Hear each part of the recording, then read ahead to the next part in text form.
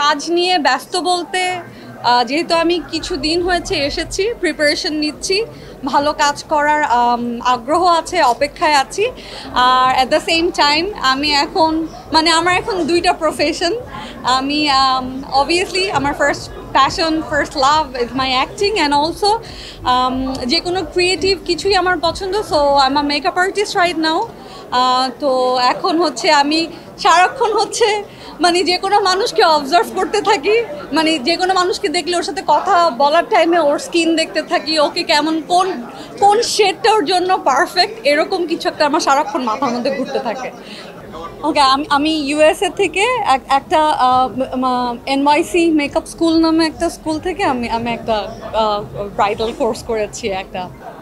Honestly আমার ধারণা আমাকে আমাকে বড় পর্দা লাক ফেভার করে না। মানে যখন ব্যাটে বলে মিলে যায় তারপরে কেন যেন আর কাজটা হয় না, মানে এই করতে করতে আমার হোল লাইফটা গেছে।